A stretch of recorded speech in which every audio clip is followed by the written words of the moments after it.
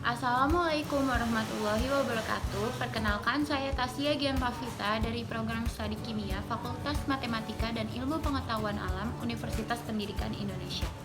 Di sini saya akan mempresentasikan tentang artikel jurnal saya yang saya buat dengan judul Pengaruh Bahasa Asing Terhadap Perkembangan Bahasa Indonesia. Pada zaman era globalisasi, orang-orang dituntut untuk bisa berbahasa asing supaya bisa berkomunikasi dengan bangsa lain.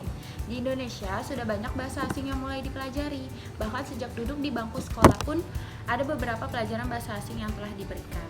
Seperti bahasa Inggris sudah kita pelajari sejak duduk di bangku sekolah dasar. Ada beberapa pengaruh yang ditimbulkan dari kita belajar bahasa asing ini. Ada dampak positif dan negatifnya, terutama dalam kosakata bahasa Indonesia. Bahasa Indonesia dari awal pertumbuhannya sampai sekarang telah banyak menyerap unsur-unsur terutama dalam hal kosakata. Bahasa Indonesia menyerap banyak kata dan bahasa lain, terutama dari negara yang pernah berhubungan langsung dengan Indonesia, baik melalui perdagangan, yaitu bahasa Sanskerta, Arab, dan Tionghoa, dan melalui penjajahan, yaitu bahasa Portugis, Jepang, dan Belanda, maupun dari perkembangan ilmu pengetahuan, yaitu bahasa Inggris.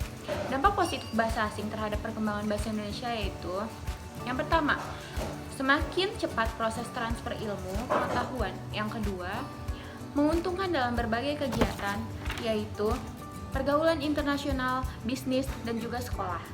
Sekarang ini bahasa Indonesia mulai tergeser karena sebagian besar masyarakat Indonesia lebih mementingkan untuk mempelajari bahasa asing yang lebih menjanjikan untuk kedudukan dan taraf ekonomi yang lebih baik.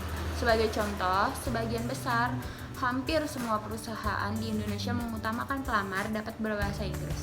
Tetapi jarang perusahaan yang mengutamakan pelamar untuk dapat berbahasa Indonesia yang baik dan benar.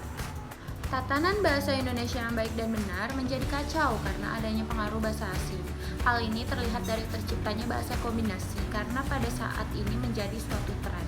Seperti contoh istilah which is, literally, dan okay, dan sebagainya yang sering digunakan anak zaman sekarang, dan juga adanya gabungan dari kalimat bahasa Indonesia dan bahasa Inggris. Selain itu, juga terlihat tidak diperhatikannya penggunaan bahasa Indonesia yang baik dan benar atau bahasa baku. Dan penggunaan bahasa Indonesia tidak tertata dan digunakan dalam tujuan agar bisa dimengerti saja. Boleh saja kita sebagai pemuda Indonesia belajar bahasa asing, tapi jangan melupakan bahasa Indonesia. Sekali Indonesia tetap Indonesia. Jangan lupakan bahasa Indonesia, bahasa tanah air tercinta. Kata pepatah, kebiasaan lama sulit diubah. Karena itu seharusnya bahasa Indonesia sudah dipelajari sedari kita kecil. Berbahasa Indonesia yang baik dan benar harus dibiasakan sejak kecil. Karena itu peran orang tua juga sangat penting. Orang tua seharusnya bisa mengajarkan kepada putra-putrinya untuk berbahasa Indonesia yang baik dan benar. Jika sudah terbiasa berbahasa Indonesia dari kecil, maka akan terbiasa hingga dewasa. Pepatah lama mengatakan bahasa menunjukkan bangsa, maka untuk mengetahui dan mewujudkan identitas bangsa, kita harus menjunjung tinggi bahasa nasional. Untuk mengatasi pergeseran bahasa Indonesia yang sudah parah, diperlukan usaha bersama oleh semua pihak agar menumbuhkan rasa bangga terhadap bahasa Indonesia. Sebagai generasi muda, kita harus menjunjung tinggi bahasa persatuan bahasa Indonesia. Kesadaran tersebut harus kita tanam mulai dari diri kita dan mulai tumbuhkan kembali kesadaran dalam diri masing-masing untuk menggunakan bahasa Indonesia yang baku tanpa mencampur adukan dengan bahasa asing.